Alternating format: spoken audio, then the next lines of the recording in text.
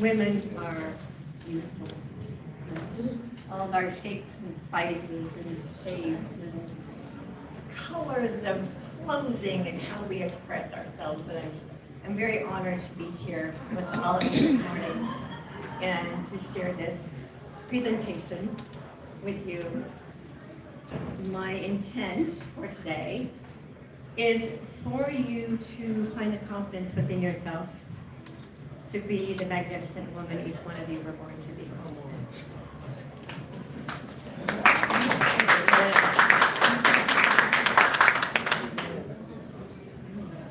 I was 17 years old, standing on the edge of a sheer cliff.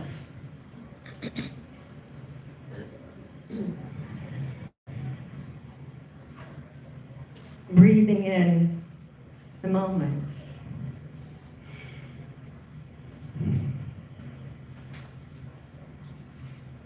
Trying to find the courage to jump. Last breath.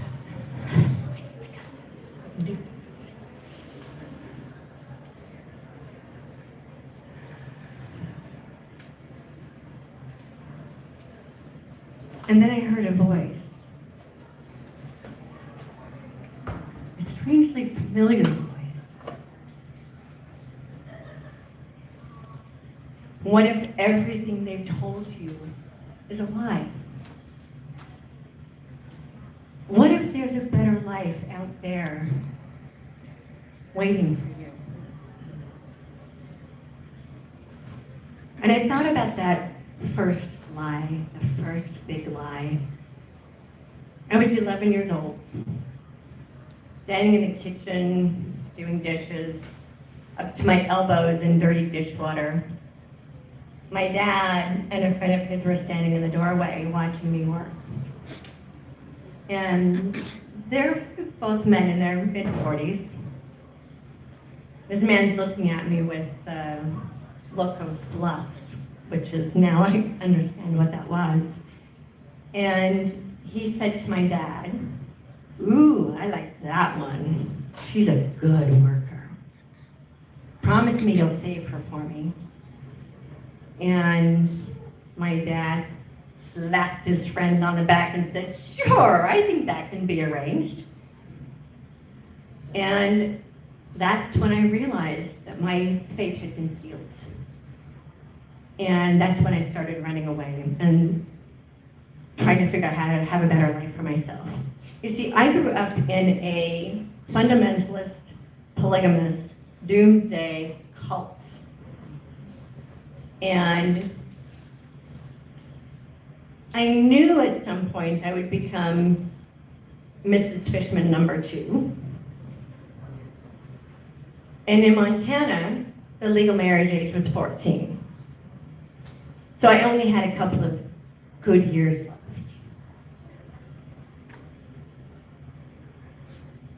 Lie number 2 was that my voice had no value. A couple of years later, 13 years old, and who remembers being a 13-year-old girl? We're a little feisty. So I took it upon myself to stand up on a stage. And I got booed off the stage because I was just a stupid girl and nobody wanted to hear what I had to say. The third big lie was that my value was in my womb.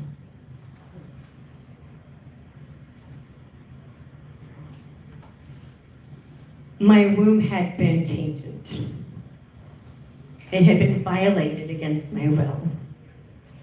And at 17, I had no value.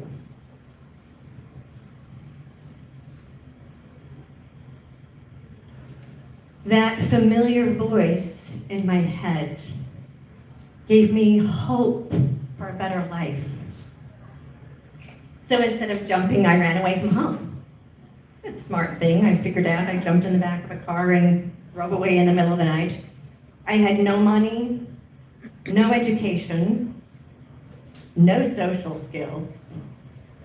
I mean, no social skills. I've never even eaten in a restaurant before. And the only thing I had was the dream of a better life and my looks. But I didn't even know I had my looks. I had no idea that I was even attractive because as a child I wasn't even allowed to look in the mirror. I wasn't allowed to be proud of myself. I wasn't allowed to think of myself. I had no concept of self-awareness. So all I had was a dream of a better life and a fierce determination. They didn't break me. So I didn't have any confidence, but I knew there were things I needed to do. I got a social security number. I got my GED. I got my first job. I got my first apartment. I put myself in college over all of the disapproval of my parents. My dad actually said to me, "No daughter of mine is going to college, young lady, now you come home." And I said, "Then I'll get somebody else to sign the papers," because I was only 17. And that was the beginning of learning who I really am and what I'm really capable of. Yeah, I grew up in an environment where women couldn't do anything. I didn't know any women who worked. I didn't know any women who had an education. I didn't know any women who went to college. I didn't know anything except for the women around me who all had a dozen kids and never left the community because most of them didn't even know how to drive. But somehow there was something inside of me knew that I could do anything a boy could do. That's actually why I got booed off the stage, because I said that in front of an audience, so they did not appreciate that. And so somehow I knew that. And then eventually I got a better paying job, and a better paying job. And then I started my first company. And then I started my second company. And I started becoming the woman I'd always hoped I could be. I didn't have any examples of it growing up, but somehow inside of me I knew there was something possible that wanted to be birthed through me. And then I wrote my first book. And then I got on television for the first time. And then I got on stage for the first time. And then I wrote my next book. And so now I've been on television stages all over the world. I've been on all these television stations, and I get to be here with all of you. I consider this the greatest privilege that I get to be here with you. I didn't jump. I got to create a life of my dreams, and I lived the life of my dreams. I raised two beautiful children. They were both special needs kids. Now they're young adults. I married a beautiful man who I've now left because I outgrew him. And I get to travel the world. I'm a nomad. So people ask me where I'm from wherever my heart is because my home goes with me everywhere I go. And I get to be a traveling teacher. And I get to inspire people all over the world. That is my dream. And I discovered I have the ability to help people process the traumas of their past. And I discovered I have the ability to see people's future. And at first, that was strange, and I didn't tell anybody because it's weird that I can see things other people can't see. And I was terrified of it as a child. And now I know it's an extraordinary gift that I get to see other people's future, and I get to see the future of the planet. I actually wrote a book about it. It was stuff by my booth. It's called Recreating Earth. And now I have the confidence to stand here in front of you, all of you.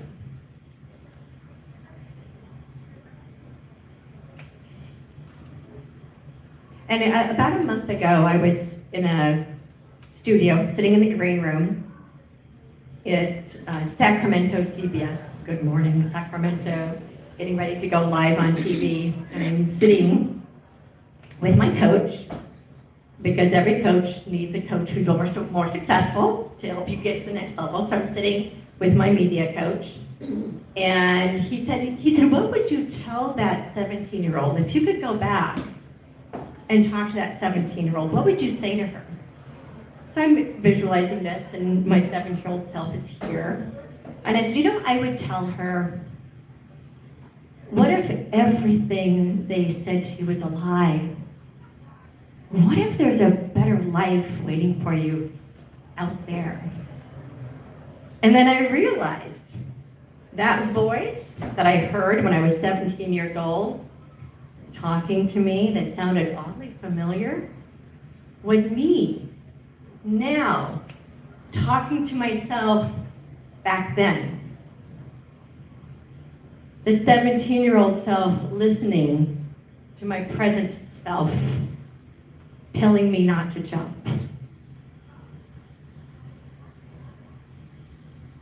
And I've found the value in doing this future self-work, because now I've gone back to that 11-year-old self and rescued her from that scenario. I've gone back to the 4-year-old self who fell and spent a month in the hospital. I've gone back to the 9-year-old self that was molested by my sister's boyfriend. I've gone back to the 14-year-old self that was raped in high school. And I've been able to reverse the trauma of my childhood. And so when people ask me, what does a trauma reversal specialist do? That is what I do. I go into your future to find your future self, and we reverse engineer your story and bring it all to this beautiful present space. Because here, in this present moment, is the only moment that's really real.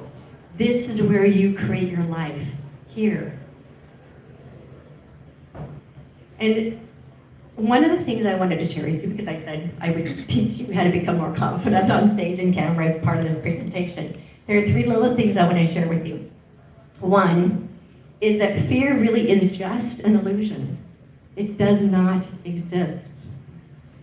Fear is a belief that you have about what you think is going to happen in the future. Your thoughts actually create the very thing you fear. It's your projection onto a future that doesn't exist yet. So if you understand that fear is just an illusion, it's just a projection of your imagination onto the future, then you realize there really is nothing to fear, because it's just your imagination. The second one is, if you're feeling afraid to get on camera or afraid to get on stage because you think you're going to be judged by someone who's watching you, understand, this one's really complicated, it's a projection of self-judgment that's being projected on someone else and your assumption of their projection back to you. So ultimately, it's about the relationship you have with yourself. So if you have a good relationship with yourself, it doesn't matter what anybody else thinks, because you are good with you. And the third thing that's really, really important, and it doesn't matter if you're on camera, if you're on stage, if you're in person-to-person communication, always, always, always come from your heart. Because people can tell. Even if you're on camera and they're a million miles away, they can tell if you're coming from your head or if you're out of your mind and in your heart. So get out of your mind, get into your heart. When everything you do comes from your heart, the people who see you and hear you will recognize you and the love that you bring to everything you do. And ladies, and there's a few gentlemen here, thank you for your presence. We bring a gift to the world. The beautiful, magnificent, compassionate, loving heart of a woman has the capacity to transform our planet. That is your power center. Use it for everything you've got, because it will transform the lives of every single person you touch when you come from your heart. And when you do what you do with love for yourself and loving the people that you do it for, what do they say, do what you love and the money will follow? It's actually bigger than that. It's doing what you love and loving what you do and loving who you do it for, and the money follows. The way to create peace and prosperity in your life is through love. There are two energies running our planet. You've got fear and you've got love, and you get to choose. Which one? And when you remember that fear is an illusion, that means the only thing that is real is love. Let that always, always, always be your guiding force, and it will not take you off path. And you will find the courage to do everything you can possibly imagine.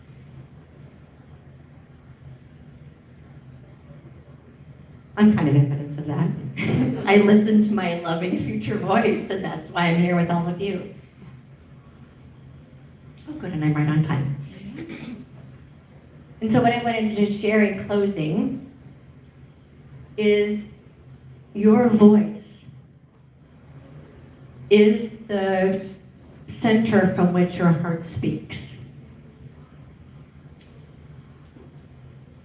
And I do have a class. I'm offering a class, and that's coming up on Tuesday afternoon. It is live on Zoom. If you get the guidance, if you feel that you want to learn how to be more confident on camera and on stage, I'm teaching a class on Tuesday afternoon. And it's all about having the confidence and the feeling comfortable speaking on camera and stage. So it's teaching you how to start your own podcast, how to be a podcaster if you're a podcast guest, if you have a product and service, which I'm assuming all of you do, otherwise you wouldn't be here. Being a podcast guest is really important. That's like this lovely lady in the front row found me on my podcast, and she's been following me for a couple of years. That being on camera is one of the best ways you can serve humanity. So if you want to feel more comfortable being on camera, I teach that as part of this class. I'm also teaching how to be more comfortable on stage. So if this is an area you feel like you want to expand, that is a class I'm making available on Tuesday afternoon. And then if you want to dive deeper into your future, I can sit and have a session with you and read your future. I have the ability, I communicate telepathically with your end-of-life self. And then we reverse engineer your life to the present moment, and we go back into your past and we find all the juicy stuff of your past, so you can create your desired future from the present. It's a little woo-woo, and I admit that what I do is kind of woo-woo, and sometimes that's what we really need, is to step out of the ordinary and try something different. And in closing, and I don't know who said this statement, but it is one of my favorites, is to not let your life go without your message being unsung. And every single one of you play a vital, vital role to making this world a better place. And together, all of us create the world we seek to be. And I am honored by your presence and for inviting me to play a part in your life experience. Thank you.